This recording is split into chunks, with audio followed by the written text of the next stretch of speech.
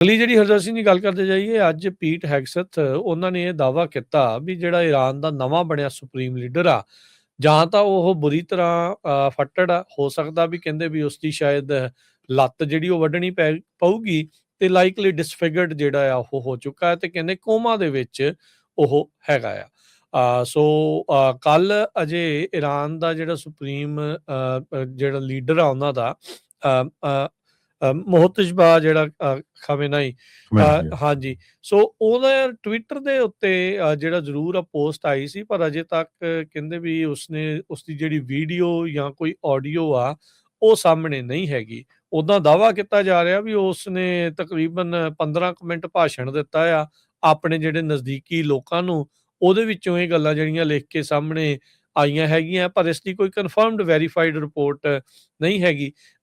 ਸੋ ਜਿਸ ਤਰੀਕੇ ਦੇ ਨਾਲ ਪੀਟ ਹੈਗਸਥ ਉਹਨਾਂ ਨੇ ਇਹ ਦਾਅਵਾ ਕੀਤਾ ਵੀ ਉਹ ਲਾਈਕਲੀ ਵੌਂਡਡ ਆ ਤੇ ਡਿਸਫਿਗਰਡ ਜਿਹੜਾ ਉਹ ਹੋ ਚੁੱਕਾ ਆ। ਸੋ ਇਸ ਦੀ ਵੀ ਕੋਈ ਕਨਫਰਮਡ ਰਿਪੋਰਟ ਨਹੀਂ ਆ, ਪਰ ਸੈਕਟਰੀ ਆਫ ਡਿਫੈਂਸ ਜਿਹੜੇ ਪੀਟ ਹੈਗਸਥ ਆ ਉਹ ਇਸ ਮੌਕੇ ਦਾਅਵਾ ਕਰ ਰਹੇ ਆ। ਉਹ ਕਹਿ ਰਹੇ ਆ ਵੀ ਈਰਾਨ ਇਸ ਟਾਈਮ ਬੁਰੀ ਤਰ੍ਹਾਂ ਹਾਰ ਰਿਹਾ ਹੈਗਾ। ਕਹਿੰਦੇ ਵੀ ਅਸੀਂ ਵੱਡੇ ਜਿਹੜੇ ਆ ਉਹ ਤਰੀਕੇ ਦੇ ਨਾਲ ਜਿੱਤ ਰਹੇ ਆ। ਟਰੰਪ ਉਹਨਾਂ ਨੇ ਕਿਹਾ ਵੀ ਇਸ ਟਾਈਮ ਕੌਣ ਲੀਡਰ ਆ ਉਸ ਦੇ ਬਾਰੇ ਕੁਛ ਵੀ ਜਿਹੜਾ ਉਹ ਪਤਾ ਨਹੀਂ ਆ। ਸੋ ਕਹਿੰਦਾ ਤਾਂ ਹੀ ਅਜੇ ਤੱਕ ਉਹ ਸਰੈਂਡਰ ਨਹੀਂ ਕਰ ਰਹੇ ਹੈਗੇ।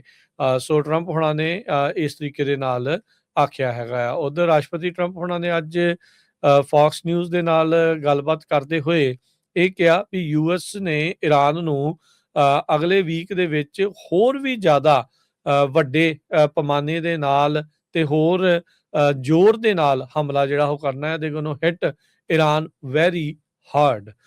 ਇਹ ਜਿਹੜਾ ਉਹਨਾਂ ਦੇ ਦੁਆਰਾ ਦਾਅਵਾ ਜਿਹੜਾ ਉਹ ਕੀਤਾ ਜਾ ਰਿਹਾ ਆ।